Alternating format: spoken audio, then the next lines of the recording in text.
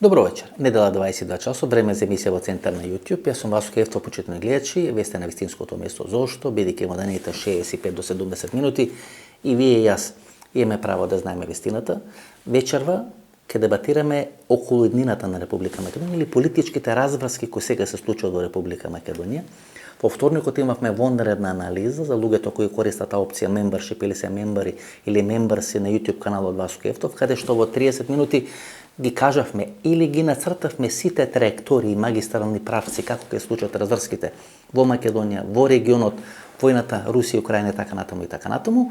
Вечерва во интервју ќе ги разгледаме сите тие процеси, не само за мембарси, туку за сите членови или за сите гледачи на YouTube каналот и на емисијата во Центар. Каде ќе оди Македонија, тоа е клучното прашање. Во четвртокот беше посетата на германската министерка за надворешни работи. Она сцена кога им вели шнел, како во филмот Салаш на Малом Риту, и амбасадорката, ако навистина гарантирала одредена конструктивност и кооперативност на главната опозицијска партија, многу лесно може да заврши да биде тренер на Бајер Мюнхен, бидејќи после смената на тренерот на Бајер Мюнхен, таму е останато испразнато место. Всушност Македонија влегува во една забрзана топовска разрешница, каде што ќе се дистанцира од српскиот, ќе се дистанцира од рускиот свет, ќе гледа како се договарат Белград и Приштина, ќе гледа како завршуваат изборите во Софија, односно во Бугарија, каде што начелно е направен, според информацијата која доаѓа до мене од Софија, каде што начелно направен еден договор помеѓу Бојко Борисов и Кирил Петров кој ќе победи на изборите, без разлика дали ќе може да формира политичка или нема да може да формира политичка влада. Партијата која ќе изгуби да им даде поддршка да биде формирана малцинска влада, што ќе рече дека се влегува и таму во една забрзана политичка разврска, каде што има сигнали дека Бојко Борисов и Кирил Петров би влегле со одредена заедничка изјава по завршување на изборите да кажа дека историските прашања, можеби ќе се случи тоа, дека историските прашања нема да бидат пречка на патот на Македонија отварање на преговорите со Европската унија, за да може да биде отворен процесот на уставни измени во Република Македонија. Од опозицијата стигат одредени сигнали дека Мицковски ќе сака да го репризира сценарието на Албин Курти или сценарието на Слави Трифунов, кај Албин Курти тоа се покажа како успешно, кај Слави Трифунов не се покажа како успешно, да победи на изборите, да не сака да коалицира со албански партии, да распише нови предвремени парламентарни избори и да го зголеми својот изборен резултат. Велам кај Курти тоа беше успешно, меѓутоа со таква политика или со такво сценарио потона Слави Трифунов во Бугарија, кај има што ќе се случува, во моментот власта ги има сите алатки во своји раце на располагање, во зависност од тоа како ќе ги реши односите со Зоран Заев, како ќе ги реши внатрешните односи во коалицијата, во самата СДСМ и во односите со кој ќе биде може наследник на Стеопан Наровски, сите тие прашања вечера во интервјуто со Симон Величко се останете со нас. Вакви интервјуи правам еднаш на 6 или на 7 месеци, овие се интервјуи за сладокусци, каде што всушност кажуваме што ќе се случува во наредните 5 или 10 години. Добро вечер, Симон Величковски, втор пат во емисијата во Центар, Тома Аврамски 4 пати, вие 2 пати, значи тоа е тоа. Тоа е таа екипа што се вика лидер на движењето за нова република. Да, благодарам на поканата. Нова старата мајка и расплакавме, па са нова ќе направиме. Па се надевам дека ќе биде многу подобра од оваа до сегашната. Да бевте сега пратеник, па тамо да бевте 60, па ќе бевте обезбедени за цел живот, вие станате пратеник во погрешно време кога еден глас не вредеше толку колку што треба да вреди. Иако имаше понуди да се смени страната, но принципите беа посилни од понудите. Сега бевте ко Кастриот Реджепи. Ке ве крие, ке ве праве, ке ве чека, па ке ве носе у премиерската резиденција, па таму 2 недели ке се раскомотевте ке со цела фамилија, па ке ви се виде шуба, па нека сакате да излезете од премиерската резиденција. Бидејќи го одбрав потешкиот, но принципиелниот пат, дури имаше и закани и моето семејство беше изложено на многу непријатни ситуации. Величковски, минатата емисија имаше работа наслов Македонија како последна караула на српскиот свет. Мислам дека треба малку да ја коригираме таа формулација, бидејќи меѓувреме гледаме како пропаѓа српскиот свет, а Македонија е љута на Вучич што го самиот го пропаѓа и го растура српскиот свет. Сега ние ќе почнеме да го караме Вучич и да му викаме врати се назад, да си го чува српскиот свет, бидејќи ние веруваме во српскиот свет. Политичко Скопје и неговите финансиски, партиски, медиумски елити не се подготвени да ја разберат новата констелација во регионот, најавена уште од моментот кога Србија се согласи прашањето за Косово да биде преселено во Европската унија. За жал, досегашната така наречена елита се обидува да ги задржи своите позиции, својот примат и да одработува на истиот начин како што тоа го правеше од 90-тите, практично од крајот на 80-тите, 90-тите и се до денеска. Личовски, можеме ли да објасниме се за публиката? Значи, косовското прашање е во Обединетите нации. Тама може да стаи вето Русија, тама може да стаи вето Кина, може да стават и Велика Британија, Франција и Соединетите американски држави, но тие не би ставиле вето. Значи се очекува дека може Русија, дека може Кина да стави вето. По моментот кога и србите постојано добиваат, Левица Дачечко, министер за надворешни работи, оди тамо ги купува оние островски држави, поди Беџет Пацоли од Косово и тој ги купува оние островски држави и во еден период косовското прашање од Европска унија, односно од Обединетите нации од Њујорк се префрла во Европската унија, каде што е целосна контрола. Освен овие 5 држави кои се спротивставуваат, но не би ставиле вето на целата работа и се влегува во процес на решавање на косовско прашање. Односно, српскиот свет е префрлен од Њујорк во Брисел. Тоа значи дека тоа е првиот момент на свесна одлука на политички Белград, на општеството во Србија, дека од политика на пансрпство и на српски свет, како екстензија на рускиот свет на Балканот, Србија дека се враќа на политика во интерес на граѓаните и во интерес на нацијата, односно на државата Србија, она што се нарекува во некои аналитички кругови србијанство. Значи тоа не е она негативна конотација која што ја има во многу наративи. Таа политика која наречеме на србијанство, таа е политика на државата Србија, во која што практично Србија се враќа на политика заснувана на меѓународното право, а не на политика на емоциите. Значи да ве објасниме. Да, србијанство и српски свет. Српски свет е тамо кај што има српски гробови, тамо е, ако не територија, тогаш простор каде што им припаѓа, да, на србите. Тоа што се обидов да му го објаснам на Александар Раковиќ, не знам дали сте гледале тоа интервју, еден од перијаниците или фронтмените на српскиот свет. Сега србите се враќаат на србијанство, а србијанството има проблем со јужната граница. Не знаат каде им завршува јужната граница, дали завршува доле на Џаковица или завршува горе на Јариње. И сега имаме соочување, усвори не имаме соочување, веќе и Курти и Вучич го имаат прифатено таа реалност. Тие дојдоа во Охрид не да преговарат, туку да покажат дека се согласиле со новата реалност. Таа согласност што е постигната, која што теоретски можеме да ја сметаме само за вербална, но практично е многу повеќе од тоа, дава 3 причини за страв кај македонските елити, особено кај македонските етнички елити во политиката и во финансиите. Прво, тоа е односи со нормализацијата меѓу Белград и Приштина, практично се дефинираат односи меѓу две држави. Во тој момент, штом Косово е суверена држава со перцепција и свест, како значи на Белград, така и со гаранции на Брисел и на Вашингтон, во тој момент политичко Скопје мора да свати дека завршена му е минатата мисија и дека ниту политичко Скопје, ниту Македонија, ниту Косово веќе не се дел од српскиот свет, бидејќи косовското и македонското прашање се поврзани. Тоа се територии кои што практично потпаѓаат во српскиот свет формално и фактички со промената на границите на Балканот по првата Балканска војна.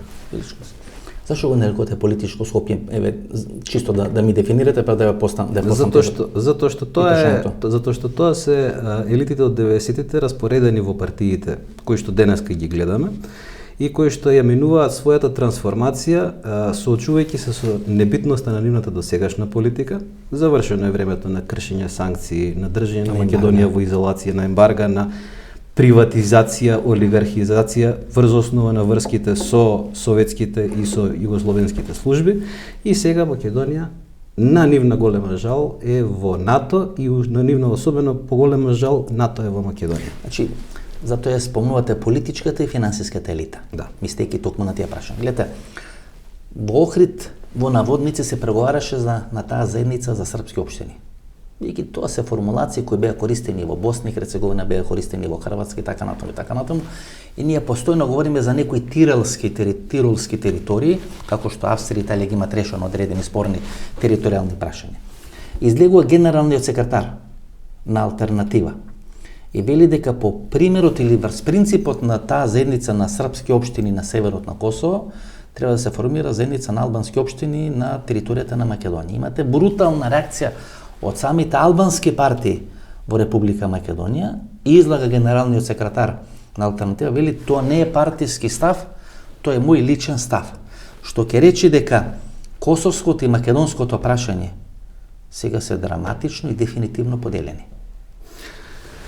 Дозволете да подсетам дека на 30 јануари во пишан став, значи се уште може да се најде нормално кај мене на фан страната, например, и на веб страната на движењето.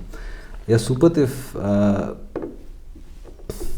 повик да го наречам, па ако не и предупредување до министерот за надворешни работи и до премиерот особено, бидејќи кај председателот веќе и не гледам некоја сврха вака да се упатуваат сериозни повици, дека тие треба и дека државните институции на Македонија треба да реагираат на опасноста од прекршувањето на принципите на граѓанското општество, кои што беа градени 30 години во регионот, токму низ дефиницијата на етничка заедница на општини во Косово. Бидејќи тоа е опасност од прелевање во Македонија, во Црна Гора, во Србија и така натаму. Може секаде. Да, и затоа што да не земе Босна или да не земе делови на Хрватска и така натаму. Значи ние ќе добиеме по една Република Српска минимум во сите овие наброени држави. Така е, и Вучи сега ќе се обиде тоа што го разговараше во Охрид, можеби не лично, иако Борел нели пред 3 или 4 дена им рече да си го спроведете тоа што го договоривме во Охрид, тоа што велите дека не е подпишано, а е договорено, и да го спроведите целосно, значи не без да вадите делови кои ви одговарат и делови кои не ви одговарат. Значи во два дела да ви одговорам. Ајде. Во меѓународното право изјава на официјален представник на влада или држава, во случајот председатели, премиери на двете држави, на Косово и Србија, изјава дадена во јавност значи државна обврска. Данска така има изгубено острови, да речеме, со изјава на нивен министер за надворешни работи дадена во формални услови. Тоа е на почетокот на минатиот век. Односно тој признава дека тие острови не и припаѓаат на Данска. Сега, значи колку да се обидуваат да ги релативизираат постигнатите договори во Охрид минатата недела, тие се постигнати. Сега е прашањето како јавностите во двете земји ќе биде подготвена. Да. Но и двете страни се свесни дека опасноста, да речеме, од заедница на српски општини дефинирана како етничка за регионот и за самите држави договорени страни е голема и мислам дека имаат потенцијал и можност да се вратат кон моделот на Ердутскиот договор. Дете, Величковски, и Груби, и Дуи, а и партијата на генералниот секретар на Алтернатива брутално го отфрлија тој предлог. Бидејќи точно знаеа дека домино ефект. Дека ќе има домино ефект. Односно, знаете, тоа што, како веле, да нема подкопаме позицијата преговарачка на Албин Курти, бидејќи ако Албин Курти нели не сака тоа да го прифати, а го има прифатено и го има на овој начин се прави една интересна интервенција која што треба да дојде, значи, од јавностите во сите овие земји, или да кажеме од општествата и од политички свесните фактори во овие земји на Западниот Балкан. Намерата на форма на самоуправа е сосема во ред кога е во рамки на уставот и кога е во рамки на тој граѓански концепт кој што за волја на вистината во Косово е пресликан по моделот на рамковниот договор. Тоа што ние не знаевме рамковниот договор да го представиме како извозен производ, тоа беше грешка на македонските политички елити. Имаме три варијанти. Односно имаме три Ердутскиот договор. Извинете се. Ајде. Ердутскиот договор е многу интересна форма во која истата форма на самоуправа, но не поетничка, иако одразува етничка реалност во Хрватска, никој не го зборува. Одразуваше етничка состојба во Хрватска се до протерувањето на србите. Подоцна се случува нели со Олуја и така натаму едно протерување од Книн и од источна Славонија, кај што веќе која што улогата на Милошевиќ беше клучна. Да. Беше клучна, бидејќи ако се спроведеше Ердутскиот кој е претходница на сите овие други договори кои се направени, тогаш немаше да има ни етничко чистење, немаше да има ни етничко протерување. Ние таа територија дадоа на Аркан, под контрола на Аркан, дали Ердут, тамо беше и центарот на неговите специјални или како паравојни формации и така натаму и гледаме дека целиот тој модел се крши како кула од карти и завршува токму во Охрид, кај што се Курти, кај што е Александар Вучич. И тамо се договорени всушност две или три работи. Како прво, Курти нема да се спротистави на формирање на заедница на српски општини на северот на Косово, или тоа што го велеше, или во делови на одредени енклави кои ќе имат екстериторијалност и така натаму, или тоа што ги каже Добрица Шосич, да се најди компромис помеѓу биолошкото право на албанците и историското право на србите. И втора работа, Србија ги прифаќа сите документи на косовските власти. Значи не ја признава косовската држава, но ги прифаќа сите документи на косовските власти прво и нема да се спротиставува на приемот на Косово во одредени меѓународни институции. Па тоа е времената спогодба, всушност, помеѓу Македонија и Грција 95 година која завршува со атентат на Киро Глигоров. Прифаќа и уставот на Република Косово кој дефинира унитарност и во исто време заедница на српски форми на територијална организација. Да. Јас го одразувам тука интересот на сметам дека го одразувам интересот на целокупната нација. Значи не зборам само на македонците, туку и воопшто на нацијата. Затоа што насниот интерес, уредувањето на односите меѓу Косово и Србија да се движи што е можно побрзо, затворањето на прашањето на српскиот свет веќе очигледно се случува и судирот кој што беше произведен со производството на југословенската криза конечно се враќа на местото на својот почеток. Тоа не е ниту Приштина, ниту Скопје, ниту Загреб, ниту Сараево. Тоа е Белград. Тамо почна и тамо ќе заврши. Да. Сега нашата улога само ве молам. Мора да бидеме одговорни. Ајде. Кон соседите, а на тој начин сме одговорни и кон себе. Нас ни е од интерес да се затворат прашањата во регионот, исто како што мораме со сопствен пример да покажеме дека сме подготвени, да поднесеме тешки решенија, но за сопствено и општо добро. Ај, едно предно да не поставам долги прашања, Оливера Трајковска. Уште на она средба во овалната соба во Белата куќа, кога Вучич и тогашниот косовски премиер се согласија да ги префрлат дипломатските представништва од Тел Авив во Ерусалим, не е вообичаено една држава да има две амбасади, ако Косово е нели составен дел на Србија. Бидејќи таму амбасада ќе отвора Косово и амбасада ќе отвора Република Србија. Значи од тогаш, тоа е значи некаде последниот месец или два од мандатот на Доналд Трамп пред претседателските избори, е дефинирана. И судбината на Косово е дефинирана и судбината како Србија ќе се однесе кон косовското прашање. Ово во Охрид што сега се случува, всушност значи финале, всушност значи јавно публикување на тоа што е тајно договорено. Па да, може да се согласиме, особено заради тоа што тезата е во правилна насока, особено заради тоа што администрацијата на Трамп е позната по тоа дека имаше одредени прашања кои што можеби ги третираше малку површно. Но од друга страна, познавајќи го континуитетот на американската политика и кон континентот и кон регионот, станува јасно дека целта останува да се затворат спорните прашања меѓу народите и тие да се префрлат онаму каде што припаѓаат во уредување на односите меѓу државите. Бидејќи народите живеат во Тука има две држави. Имено Косово. Ама таа е фактичка состојба. Мислам дека за Македонија таа фактичка состојба од признавањето на Косово, на неговата независност во 2008. А ние сме најнестрикни сега од тоа што се случи во Охрид, знаете. Не сме ние, ве молам, не се македонците, не се албанците. Добро. Политичко Скопје од 90-тите години. Кое што се уште раковода. Сигурно политичко Скопје. Употребувате формулација на новата нација или македонската нација и што де факто подразбирате, знаете, бидејќи кога вие разговарате со албанците, вела дека вие не гледате дека на 30 или на 40 километри од Скопје се формира нова косовска нација, косовари или како да ги наречеме, кои се различни од албанците во Албанија, од албанците во Република Македонија. Од знаме, се откажа од орлите и така натаму, гледате паѓаше крв 97 година. Затоа албанско знаме, како велеа тогаш лидерите на албанските партии во Република Македонија, дека единствена работа која ги поврзува сите албанци е знамето. Во Косово се откажа од тоа знаме, жртвувајќи го за еднината на нивната држава која сака, тоа е косовска држава. Ајде сега да дефинираме што вие де факто подразбирате под нација, политичко Скопје, нација. Говорите за македонска нација по принципот на американска нација?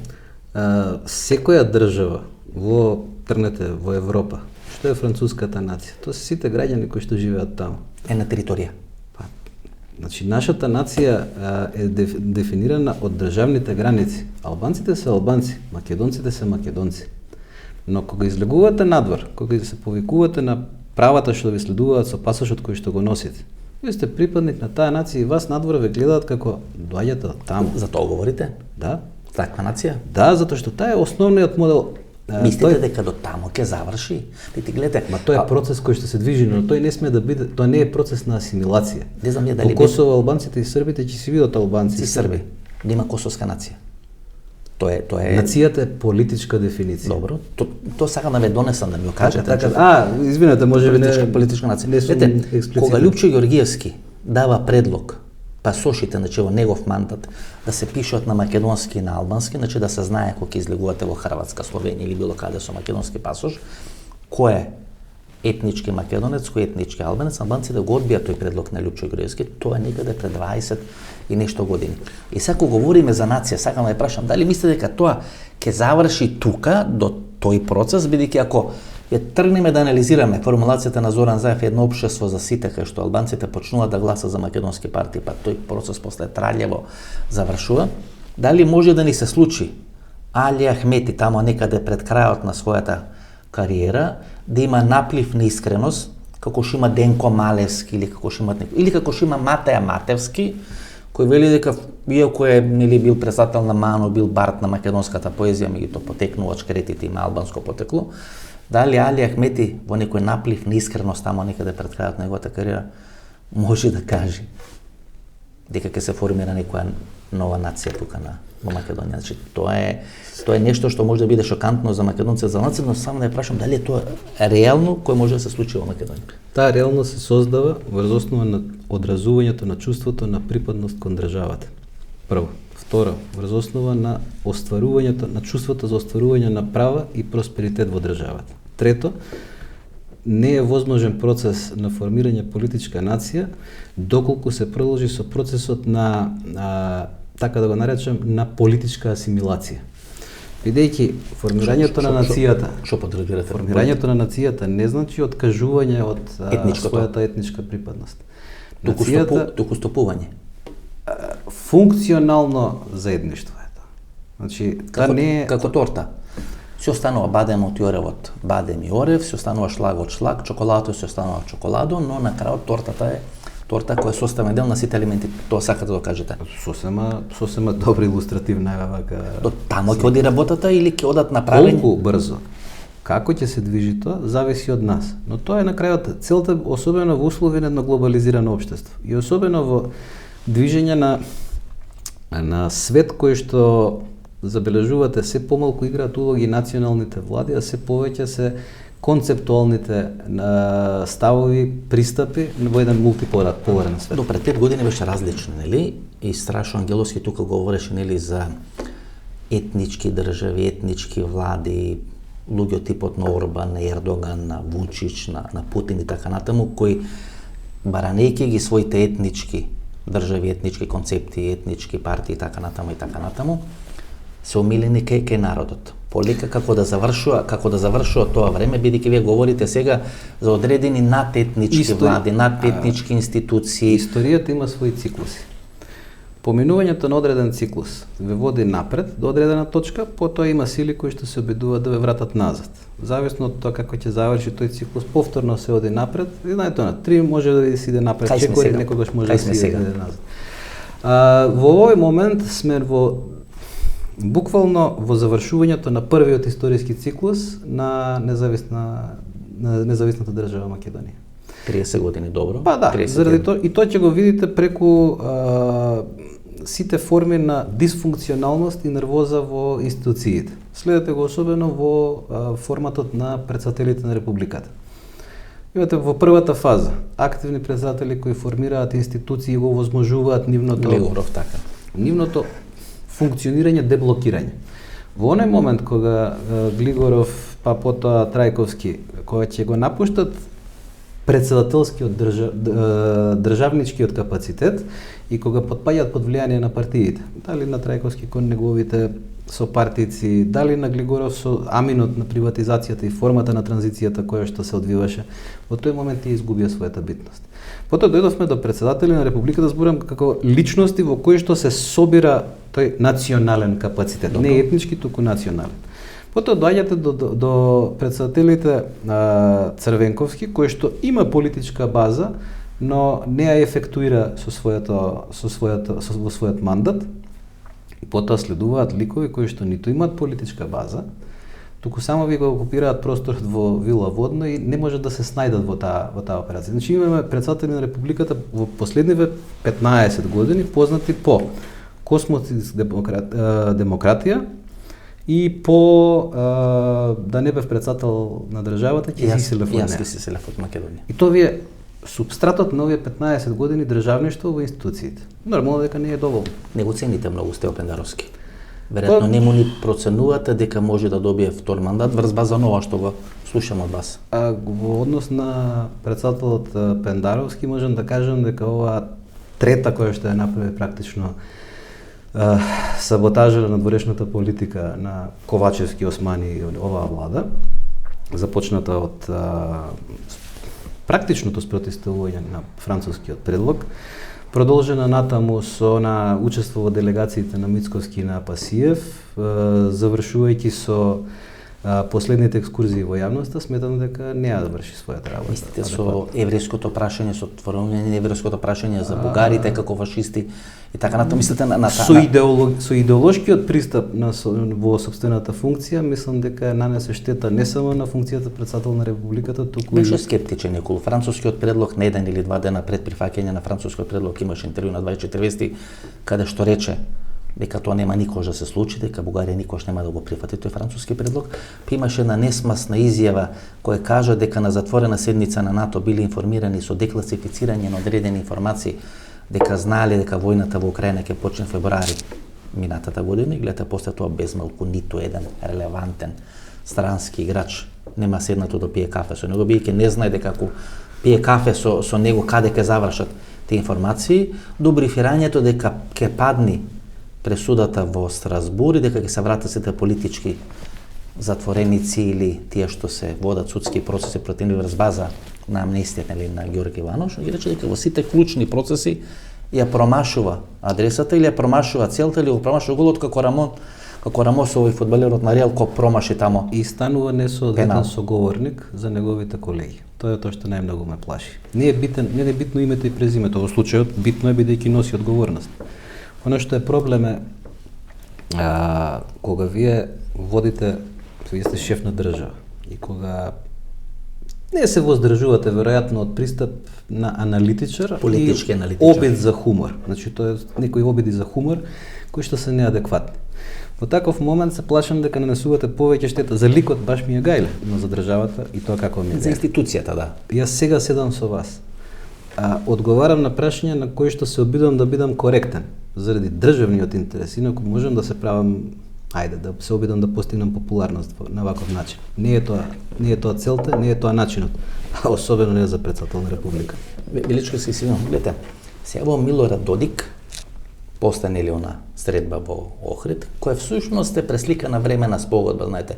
Кога вие правите времена спогодба, ако Никола Груевски не реши да оди по патот на фалангата на Александар Македонски на исток, ние врз база на таа времена спогодба со поранешна Југословенска република Македонија станевме членка на НАТО 2008 година, веројатно до денес станевме членка на Европската унија. Таа времена спогодба е искористена како урник, тоа е американски модел за решавање на албанско-српските, односно косовско-српските прашања.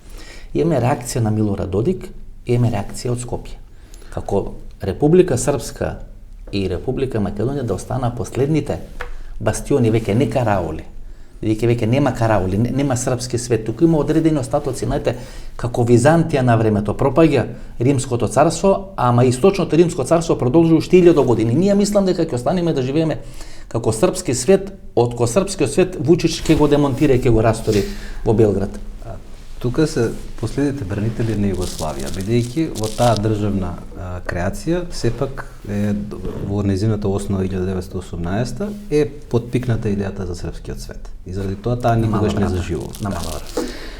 Она функционира одредено време таа, но се гледа ефектот. Сега. Што би рекол Насер Зебериев во минатата емисија, ми се чини дека референдумот беше фалсификуван, нели? И мене ме праша зашто не реагираше, па не знам, човекот бил дел на власта и веројатно ги има тие информации. И затоа е направено тоа прашање на еден таков начин, како дел на една генеза и континуитет на српскиот свет. И Изетбеговиќ ли говоров платформата и така натаму, значи да не одиме сега у ситни цревста, што би рекле србите. Така е, но она што е особено битно е на овие генерации кои што денеска замислуваат дека светот е ист како пред 40, 30 или 70 години, да им се каже дека и тоа како е променет. Значи, ние денеска живееме во земја во која што не можеме да разбереме дека ни беше дадена улогата минатата сабота за регионална суштественост, да си вратиме регионална суштественост. Еднаш изгубивме не користејќи го Кумановскиот договор. Тоа 99. Еднаш го пропуштивме по 2002, особено некаде 2003-2004, кога не разбравме дека рамковниот договор не е само корисен за Македонија, туку е корисен за целиот регион. Дека е модел. Дека е тоа модел. Третиот е сега.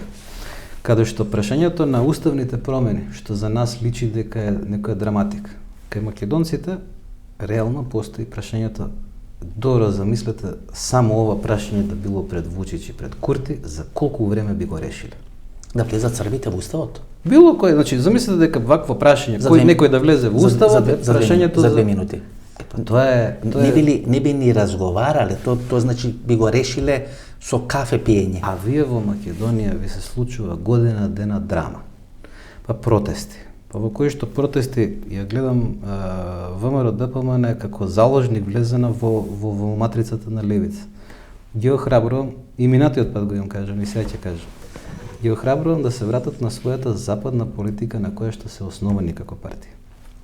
Мислам дека пропуштивме како јавност да намерно беше тргнато на страна, слободно да кажеме, обраќањето на Никола Груевски на неговата Facebook страна во која што тој го прифати континуитетот со Ванчо Михајлов и практично ги отвори вратата на ВМРО ДПМН да влезе во процесот на уставни измени и на неспорење на работата на историската комисија. Доколку се повлече од таа позиција, Груевски ќе реагира во следните неколку дена, особено по вчерашното интервју на Христијан Мицковски и особено по да кажем поведението со присредбата со германската министерка за надворешни работи. Ние го сниме интервјуто петок. Зато велиме вчерашната средба на Христијан Мицковски, значи тоа е во четвртокот. И средбата со германската министерка за надворешни работи. Кај што оди цела делегација на ВМРО ДПМН, Кочовска, кој беше дополнителен министар за финанси, оди Тимчо Муцунски како секретар за меѓународна соработка, Александар Николовски прв потоа. Не ги знам распоредите таму. И Христијан Мицковски. И наместо тука да биде кај што е на места на масата разговорот, го вадат Христијан Мицковски надвор, на отворено, ја пуштат самите фотографијата преку Дојче Веле и му ги пласираат параќата. И на крај ви се дава соопштението преку германската амбасада, каде што се кажува изјавата на германската министерка, во која ги адресира директно македонците и македонките дека ќе завршат како во Европска унија, ама ќе се иселат од Македонија или ќе се влезе во оваа фаза на приклучување на државата кон Европската унија. Македонките и македонците. Тоа е директна порака до македонците, до македонскиот народ и директна порака до ВМРО ДПМН. Значи личко си. Пораката е следна. Македонците и македонките може да влезат во Европска унија со тоа што ќе емигрират во Германија или може да влезат во Европска унија во сопствената држава, која треба да ги прифати уставните измени и да ги почни преговорите со Европската унија. Тоа е директната порака.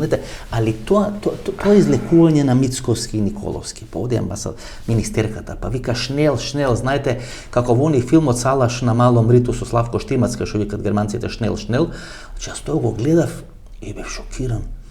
Ги вади како ученичиња надвор, бидејќи треба да им кажи. Го носи Александар Николовски за да има сведок тоа што ќе биде кажано, да биде правилно пласирано до Будимпешта и правилно пласирано до општинските комитети. И ние всушност прв пат видовме, говориме за партија каде што Конрад Аденауер е главниот спонзор. Тој им ги прави обуките така натаму, која е секоја зависна од Германија. Со средбата е потврдено дека ВМРО ДПМН е фактор. Тоа е спорно, тоа никој не го не спореше. Со содржината на пораките.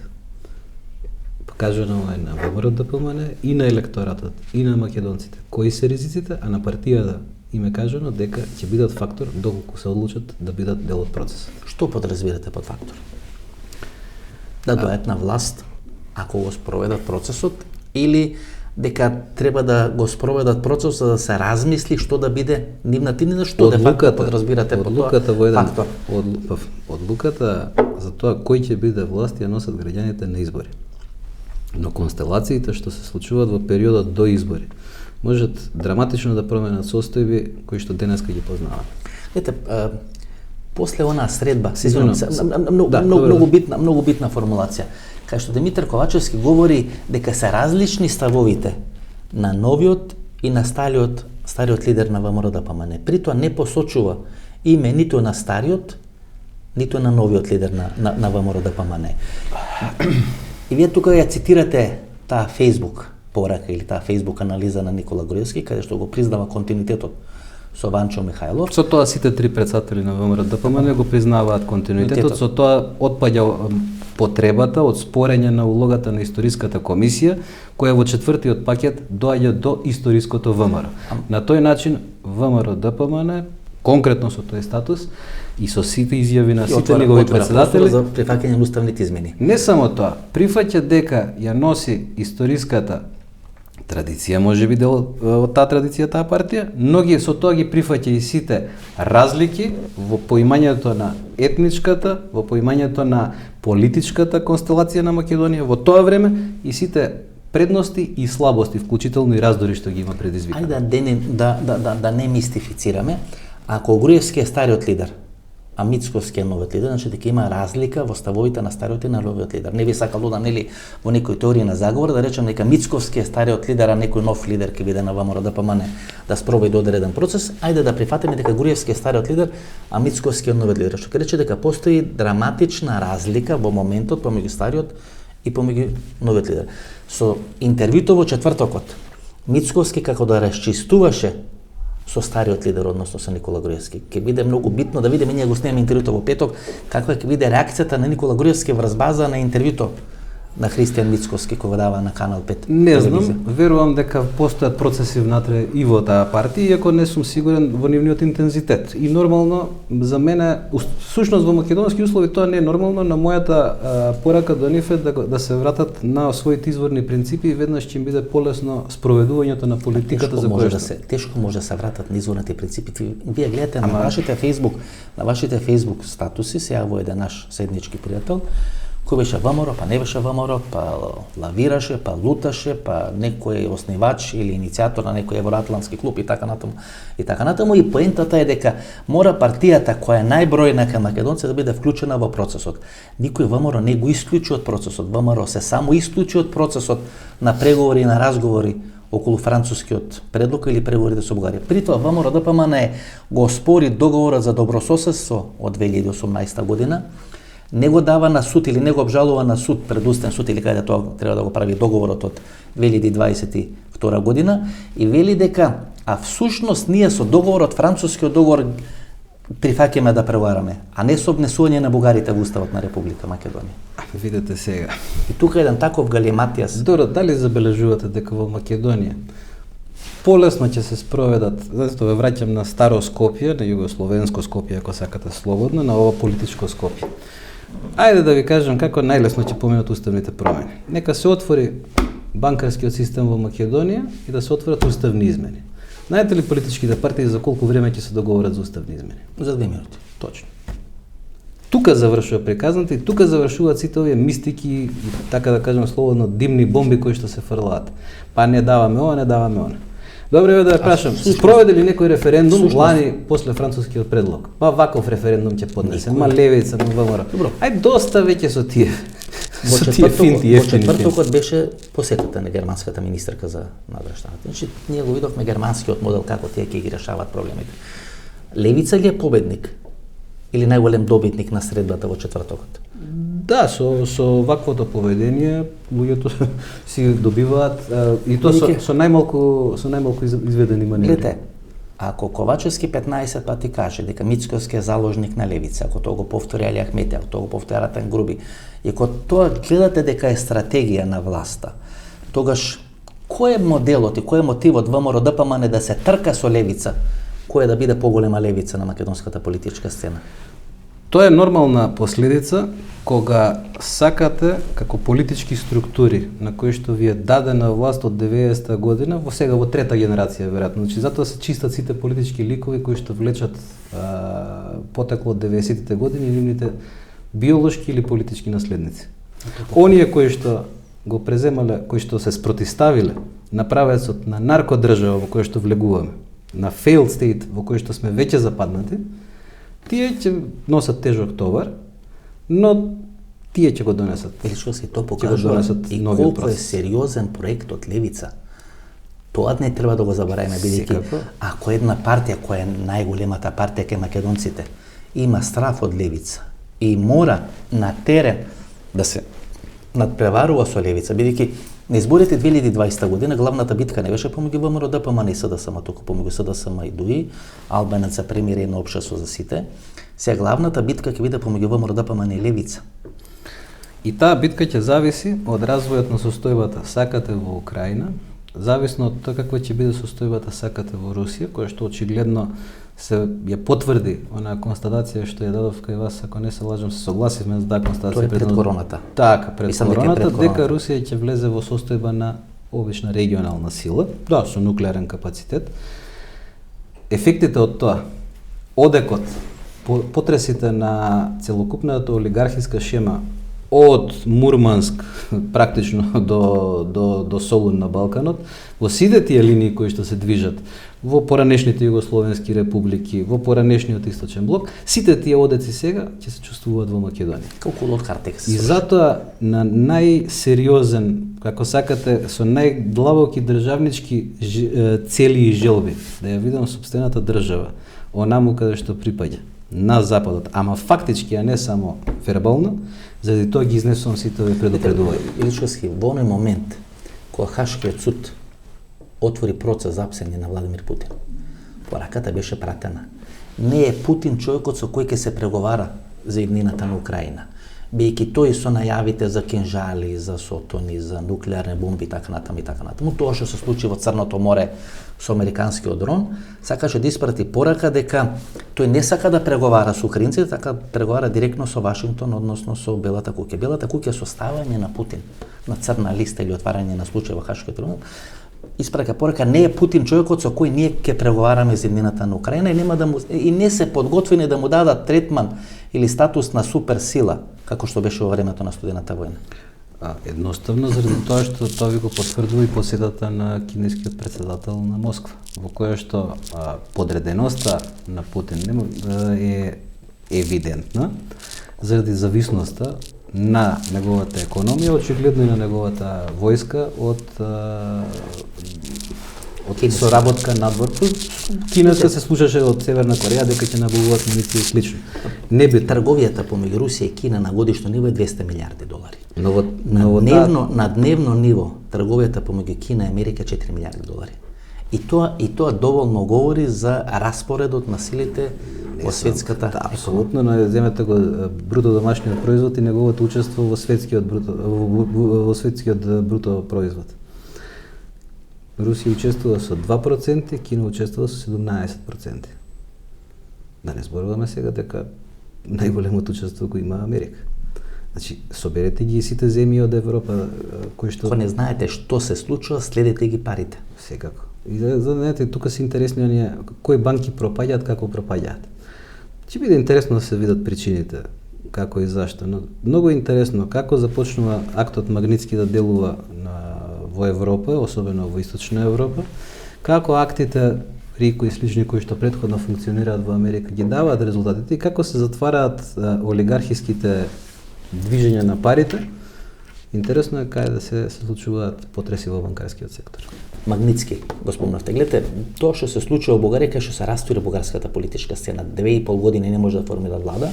Сигналите кои го добивам сега од Софија дека Бојко Борисов и Кирил Петков се договорени кој да победи на изборите, да биде формирана, ако не може да ги обезбедат пратениците за формирање на регуларна, да биде формирана малцинска влада која ќе биде поддржана од ГЕРБ ако победи промените продолжуваат или да биде поддржана од промените поддржуваат ако победи ГЕРБ.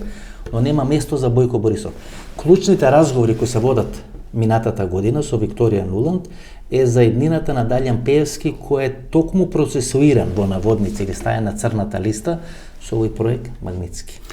И уште неколку беа сега санкционирани. Клучен е за партијата на турците и клучен е за партијата на Бојко Борисов, медиумско царство и така натаму и така натаму. Едниот е Прокопиев кој е играч кој стои зад Кирил Петков, кој тука врзан со нашиот Кочо Ангушев во некој партнерски однос, и вториот е Далјан Пеевски. Тоа е клучниот процес на медиумската и на финансиската олигархија или клучниот конфликт на медиумската и на финансиска олигархија.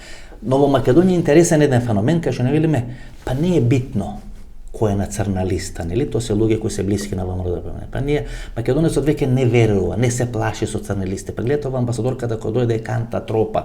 Ние очекувавме дека таа ќе направи растур систем, ќе расчисти со криминалот, еве сега со договорот со ЕНК и со Бехтел всушност е соучесник во криминалот кој се случи тука во Република Македонија. Пак ги промашуваме процесите. Значи, пак ги промашуваме процесите. Тоа е таков еден талент да промашуваме све што е стратешки процес во регионот и во светот. Воопшто, значи не станува збор за талент на македонците. Напротив, македонците, албанците и сите гледаат дека процесот на корупцијата е тој што сега е на удар. Затоа е оваа нервоза која што ја гледаме во институциите, во партиите, и затоа се не можете да поврзете, значи порано да речеме постоеле структури кои што биле поврзани во сите партии како, да речеме како некој камен. Сега се е здробено на ситни парчиња песок кои не може да се поврзат, бидејќи нивната врска, поврзаност се обезбожувала преку корупцијата. Не дека сега нема, но сега поради јавната перцепција дека треба да се удри по неја и дека треба да се внимава, се отвара. Гледате, преку Орце Камчев ние можеме всушност да ги гледаме, па тама ќе видите во Левица, па ќе видите споредно кај Максим Димитриевски, па ќе видите во некои варијанти кај Даниела Арсовска, кај Стефчо Екимовски, ќе видите во ВМРО ДПМН, преку Миле Зечевич, можеби Ковачевски, ќе видите во СДСМ. Ќе го видите тамо на периферијата на случајот Маријан Докас и така натаму, и кога ќе го вратите филмот наназад, ќе го видите и во процесот на желба на Бојко Борисов да влезе во финансискиот сектор во Република Македонија со Комерцијална банка и така натаму, или да го репризира грчкиот модел, тоа што Бојко Борисов кажува февруари 2008 година во Чикаго пред бугарската диаспора. Оно што е пресудно е дека во сите овие операции, сомнежи за кои што зборуваме, но и во сите присуствата на истите олигарси и на истите пари е од истите извори настанати со транзицијата од Советскиот сојуз до Југославија, до цел источен блок, и тие исти обиди за задржување на влијанието, многу често за жал и со подршка, со разбирање од меѓународната заедница и од западните дипломати, кои што мислат дека со примирување со нив нешто ќе постигнеле. Не само тоа, туку мислат дека преку нив најлесно можат да платат одредени процеси. Еве сега гледат дека тоа не е така. Три пратеника, тие ќе ги платат или ќе ги извадат парите, бидејќи тоа не може да го направат дипломатите. Зошто во овие бизнисмени им стојат како џубокс. Токму сега морам да располагање.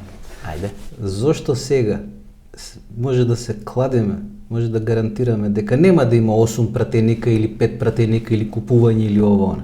Апсолутно. Затоа што завршува олигархиската игра. Ама апсолутно, господин Величковски, па тоа во 3 емисии го кажам дека никој нема да дозволи да биде компрометиран процес, затоа толку се влече никој до сега 8 пратеника и 16 ќе купе ако така сака да ја завршат работата.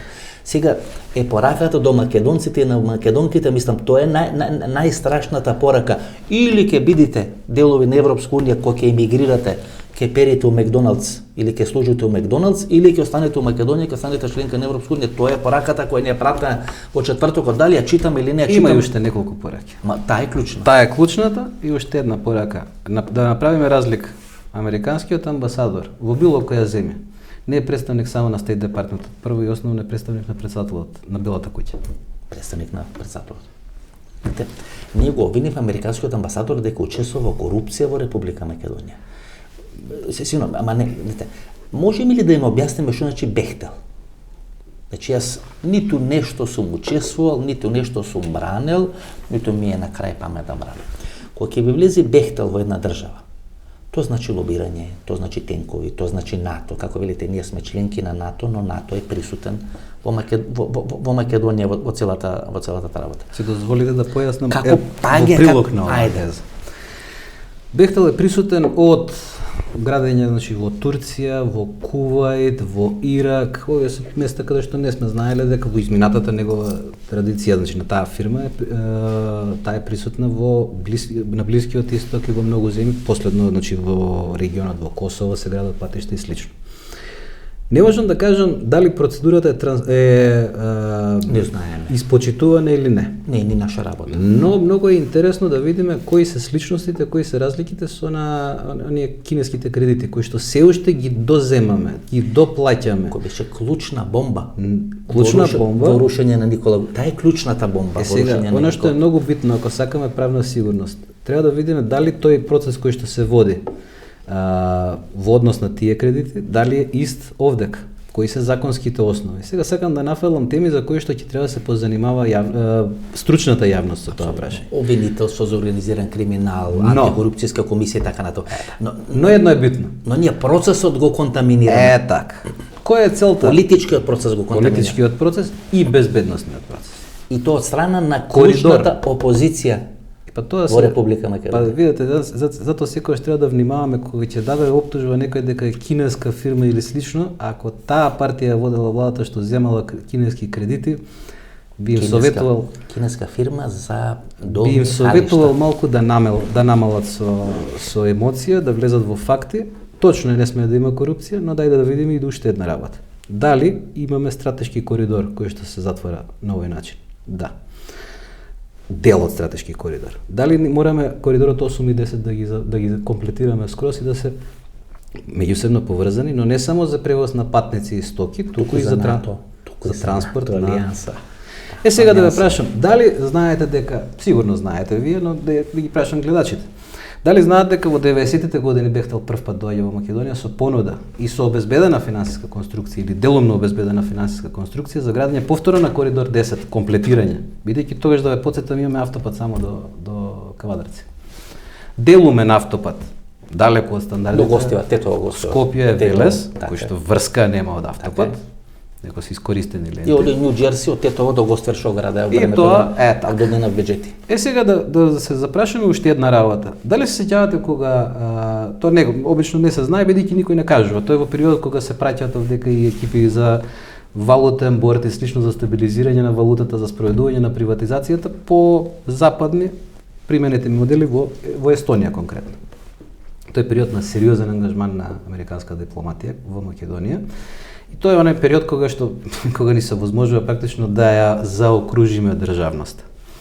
Но ајде да идеме на онај безбедносниот дел кој што многу е битен и за македонските превозници, за македонските граѓани кои ги плаќаат патарините, патиштата и слично. Кажете ми мост во Македонија кој што има носилост, на автопат особено или вака, кој што има носилост до над 70 тони. Бидејќи сите мостови кај нас се градени за да носат до 55 тони. Колку што тежат југословенските тенкови во тоа време. Тежат 70 тони. Тешките тенкови, над 73 тони, ако не се лаже. Добро, разбираме ние дека ова е многу поголем процес од што било до сега по ЮС стандарди. Југословенските стандарди заборавете ги. Тие не важат. Важат НАТО стандарди. И втора работа, кога ќе направите мост со носило 70 и кусур тони, овие колите од 1,5 тон 2 и оние шлеперите од 20 тони нема да ги осетите. Сетете се, сите мостови ни беа растурени кога помина НАТО си трупите. Заборавивме дека немаат носилост. Не можевме да ги поправиме. Некои до ден денес не може да бидат поправени. Не тебе млад новинар. И тоа значи Бехтел. Тогаш беше отворена тезата зашто нема железничка пруга кон Бугарија и едно од одговорите беше дека на тој начин ќе им овозможевме, па дури магистрални патишта на бугарите или на советската армија на Варшавскиот пакт, многу полесно да влезе на територија на тогашна СФР Југославија. Патиштата и коридорите имат клучна улога. Сетете се на изјавата на Бојко Борисов на, дали тоа беше генерално собрање или конгрес на ГЕРБ, кај што илеше, него сакам Никола Груевски, но Никола Груевски падна турски тек и падна со кинеските кредити, односно градење на кинески автопатишта. Што го кажува Бојко Борисов, значи тоа се јавни изјави. При што повторно ќе кажам, законската постапка сега. Може би и помалку транспарентна или може би помалку квалитетна од законската поставка за кинеските автопатишта. Ама видите, Величко си, постојат две фирми, едната е Бехтел, втората е ИВПР. Едната е на тие пензионирани американски генерали кои ги обучувале од хрватската армија и така натаму и така натаму. Просто ние нели сакавме да го компромитираме процесот дека тие генерали пензионирани сме ги нашле во Рачиново, па сме ги извлеколе со автобуси, нели тоа беше 2001 година и мантрите и приказните кои подоцна се кажува. Втората е Бехтел, која е всушност локомотивата која влегува Америка, американскиот интерес, било каде, на било која точка на земјината. Значи тоа воопшто нема потреба да го Па добро, за публиката треба. Очигледно дека треба за публиката да биде. Многу често ние не го повторуваме тоа, нели? Тие не го, значи мене не ми е проблем дали ќе го компрометират финансискиот процес, ако има криминал има да лежа, дали е тоа груби, дали е свети груби, тоа мене не ме интересира. Политичкиот и безбедносниот процес. Може детал да ви дадам кој што го потврдува ова, ама тоа е сосема визуелен. Ајде. Вратете си ја снимката на потпишувањето на договорот. На кого му врти грб американската амбасадорка при потпишувањето. Видете таа снимка. На кого му врти грб?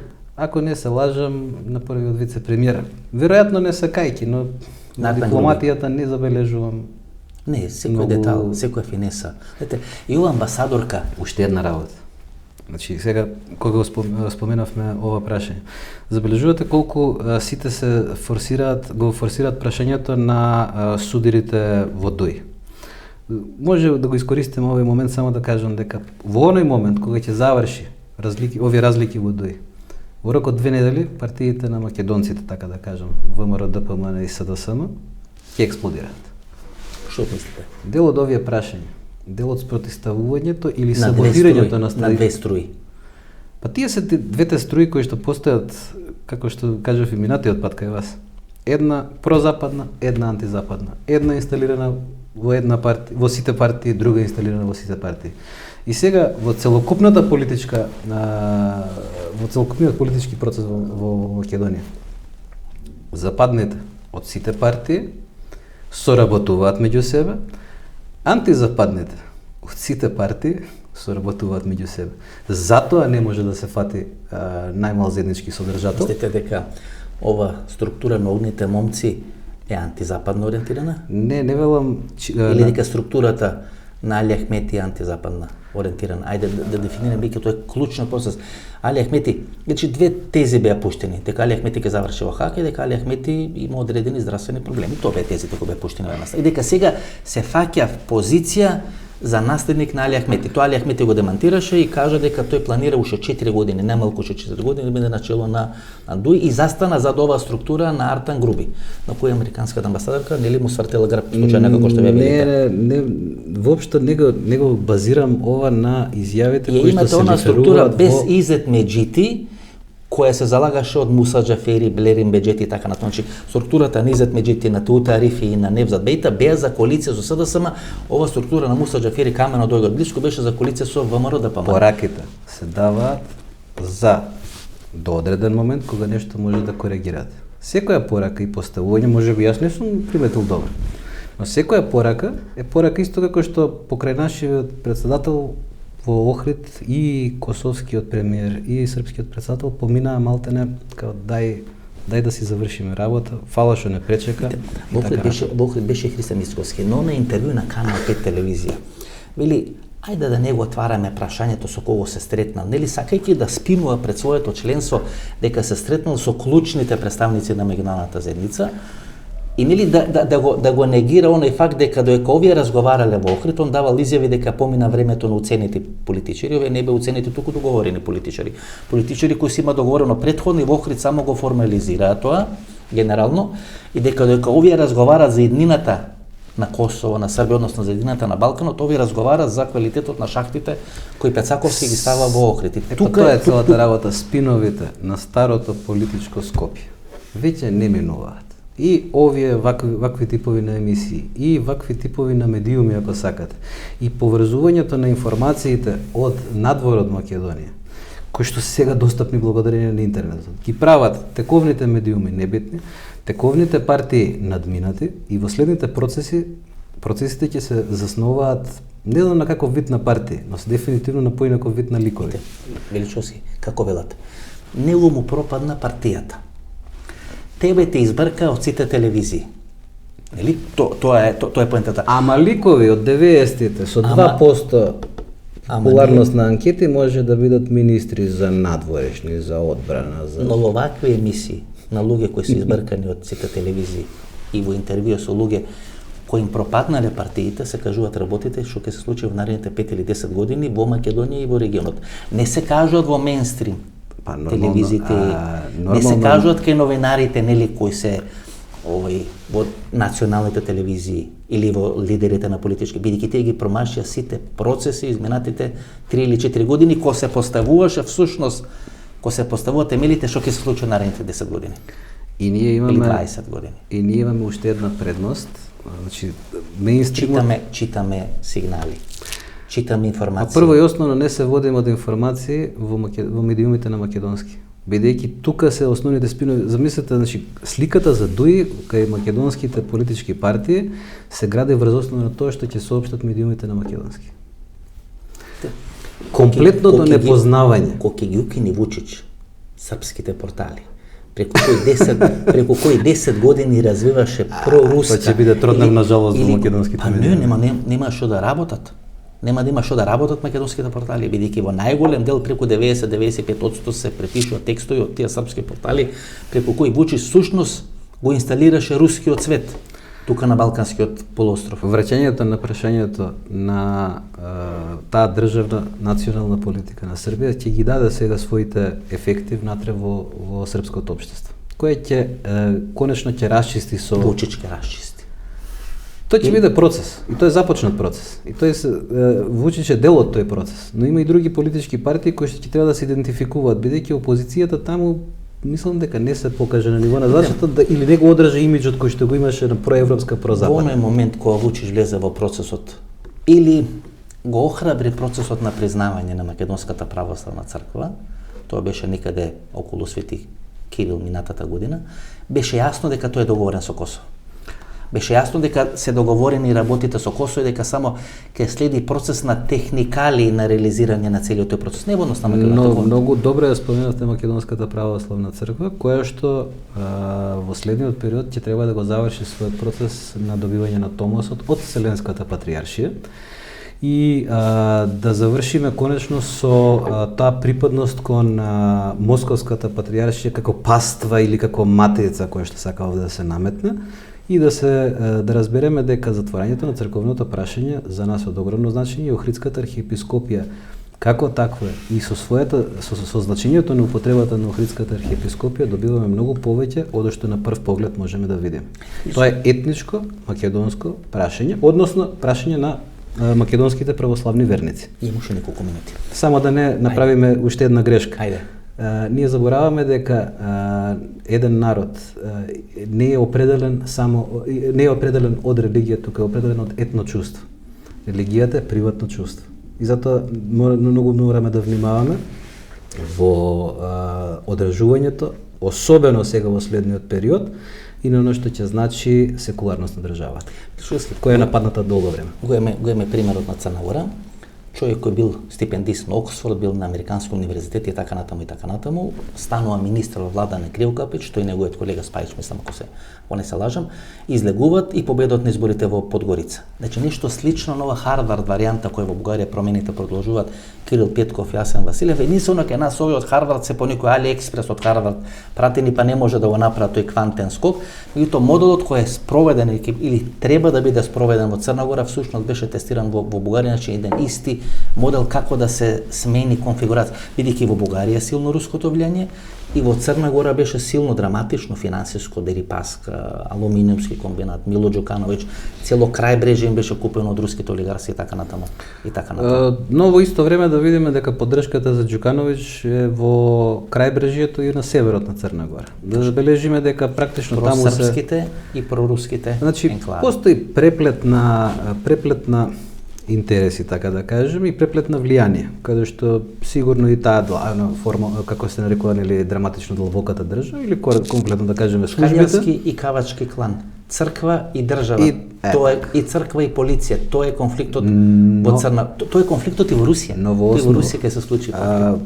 Па не, со изјавата и на Вселенскиот патриарх Дека јасно е Руската црква. дефинирано дека улогата на Руската православна црква во поттикнувањето и спроведувањето на агресијата очигледно е незаобиколна и дека ние не можеме тука да го избегнеме тој впечаток и таа констатација. Ако Заев го постави Димитар Ковачевски на чело на СДСМ, дали преку моделот преговори Заев-Мицковски широка влада, од кој веројатно би застанал и олигарски фактор во Република Македонија со исклучување нели на ДУИ или следување на ДУИ на 25%, дали Заев не му фрла гума за спасување на Христијан Мицковски, кој очигледно се плаши во некоја тајна или полуотворена конфронтација со Никола Груевски. Гледате, во исто време со таа широка влада Заев им овозможува на Ковачевски на Миле Зечич да останат председател и генерален секретар во наредни 8 години, значи ќе има контрола преку нив на СДСМ, но преку Христијан Мицковски, кај што му фрла гума за спасување, бидејќи Мицковски има проблем со меѓународна заедница, има проблем со албански фактор, и ако влезе во таква влада ќе ги реши тие два проблеми, всушност Заев ќе инсталира или сака да има контрола врз раководствата на двете најголеми партии. Тоа е еден поглед на гледање на партиските односи. Нема да ви спорам тука. Но ќе ви кажам дека тоа ќе стане ирелевантно. Ќе чекате црната листа. Не. Ќе стане ирелевантно во еден момент, кога ќе сватиме дека претседателските избори следната година и парламентарните се еднакво битни, ако не се и претседателските избори побитни, бидејќи не заборавајте, за прв пат бираме врховен шеф на државата, но и врховен командант на армијата на НАТО Македонија. Мислам дека нема да има многу простор за експерименти. Затоа фазата на нервоза во институциите и нервоза во партиите ќе мора да биде заменета со ликови кои што очигледно партиите веќе не може да ги испродуцираат, особено на такви клучни места. Сега да кажете дека И да се направи. ќе ни се повтори од пред 30 години кога беше помоќен од структурата на партиите? Помоќен од структурата Или на му беше партиите, дадена сила? независен, му беше дадена силата и независен од структурата на партиите. Во моментот кога ја прифати подреденоста над структурите на партиите и на службите, во тој момент заврши неговата... Му се случи атентатот. Да. Но во исто време... Му се случи атентатот пред времената спогодба, која е клучна сега за решавање на косовско-српскиот Од моментот конфликт. кога ја даде согласноста за приватизацијата, на која што и беше потребен за отворен простор Елдорадо и требаше, без странска контрола и без со затворени коридори, за да може да ја спроведе приватизацијата. Но повторно ме враќам на претседателските и парламентарните избори. Претседателските ќе треба да извадат... Клучни.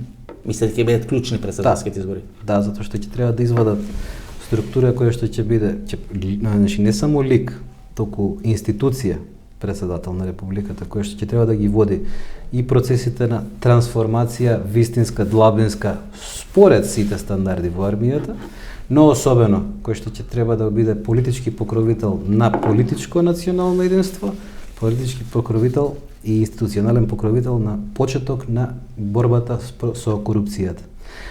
А ова што до сега е пропуштено, како во смисла на сите пропуштени прилики за борба со корупција, за ова наркотизација на политиката и државата, тоа ќе биде оставено понатаму, значи исто така да го менаџира, да се справува со него делот на внатрешните работи и слично владата, која што ќе има уште една задача.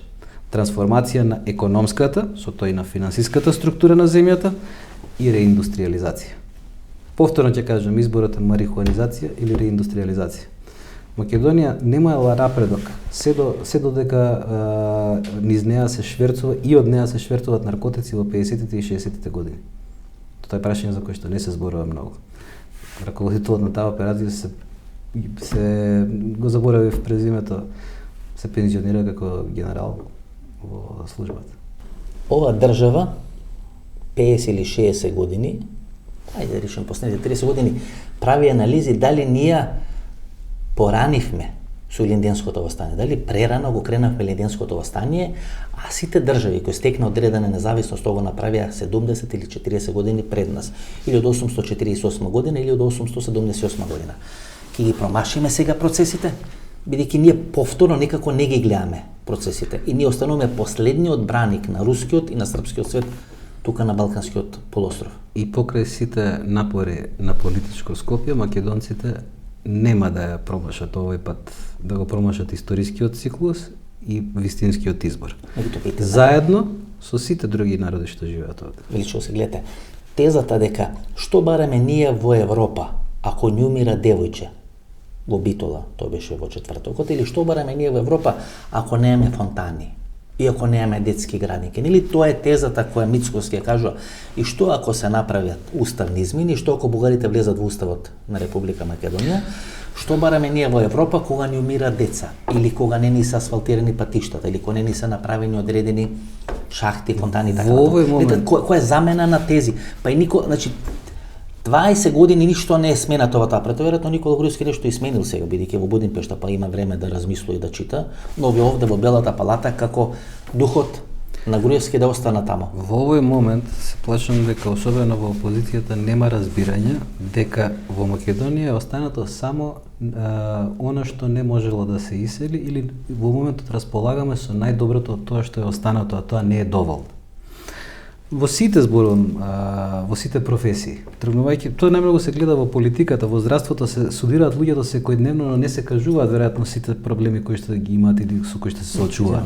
Политиката ви покажува дека нема, дека е застојано. Орбан е попопуларен во Македонија отколку во Унгарија. Вучич е попопуларен во Македонија, па дури нели како Или Раковиќ. Сада да вам изаѓа Вучич на избори, сигурно би победио. Ердоган, погледнете, само напишите нешто против Ердоган или против Путин. Знаете, јас сум веќе година и пол дена прва по наводници борбена линија во однос на тој српски и во однос на тој руски свет. Можам да ви кажам дека јас сум ги нападил СДСМ, сум ги нападил ВМРО ДПМН, дека тоа е мачки на кашлица во споредба со напади на српски и на руски свет или на турски свет на Реджеп Тајип Ердоган. Што се драматични напади, напади на социјални мрежи, напади на системи, напади и така натаму. Кога го напаѓате подизведувачот, малку не е толку битно. Но како што се приближувавме кон тоа отварање на врската меѓу српскиот свет, нестабилноста на Балканот, проекцијата на рускиот свет овде на Балканот, така стануваше подраматично таа, слободно може да кажеме, борба за меѓу вредностите. И во овој момент забележувате дека целта не е ништо друго освен да се сопре интеграцијата на Македонија во Европската унија. Да се препарира. Да се препарира статус се додека не биде потребно Македонија да биде употребена во рамки на интересите согласно според произведената состојба со руската агресија во Украина. Тезата дека овој парламент нема легитимитет да ги направи уставните измени, односно параката донесете ме на власт, јас ќе ги спроведам уставните измени во првите 4 месеци од моето владење, нели истата таа политика, истиот тој кој ги даваше Никола Груевски. Тезата не држи бидејќи истиот овој парламент го усвои така наречениот француски предлог.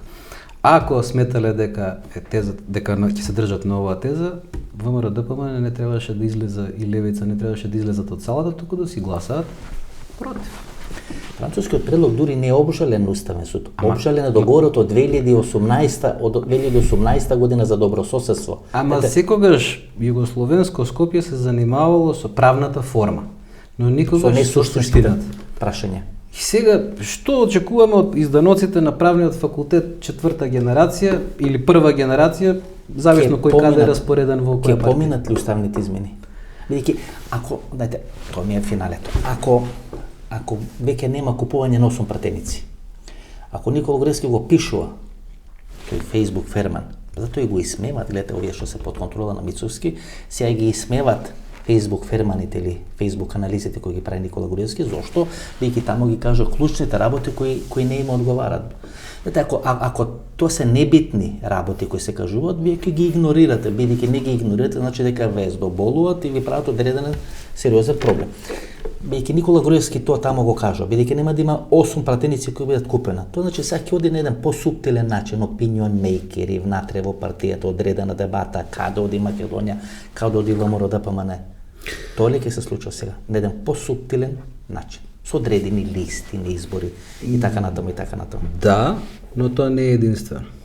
Ние вечерва седиме тука и разговараме на прашање во кој што одговорите што јас ги давам не сака да ги слушнат македонците, ама знаат дека се точни. Прашањата што вие ги поставувате, знаете дека се вистинските прашања од кои невистинските политичари бегаат. Секој од нас ќе си ја заврши својата работа за добробитта на овој народ, на оваа нација и на оваа држава. И толку е. Истото се очекува и од ВМРО-ДПМН и од СДСМ. Да биле добри ситуациите таму, ова ќе беше многу полесно решено. На крајот на криштата, да било секако што треба, немало да има движење за нова република. Немало да има такви типови на политички организации кои бегаат од старите политички партии или кои. Има дуи кампања, тој доаѓа. Вие сте тој, вие доаѓате? Не доаѓа еден човек. Доаѓа процес. Процес. Фала многу. Се најдобро. Ова беше интервјуто со Величков, ова беше емисијата во Центар. Се ви кажах, почитувани гледачи, и што ќе се случува во Македонија, и што ќе се случува во регионот, и што ќе се случува во светот. Само внимателно послушајте што се кажува во оваа емисија и сите работи ќе бидат јасни, знаете. Ние не кажуваме одредени работи кои, знаете, се спектакуларни или работи кои прават емисии за дроги, за криминали и така натаму. Ние правиме политички анализи. Ви ги отсликуваме политичките процеси, ви кажуваме што ќе се случува.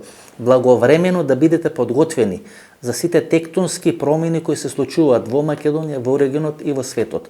Ако ви се допадне емисијата, ново дружење, четврток во 22 часот, до четврток во 22 часот, пријатно вечер Македонија, каде и да си.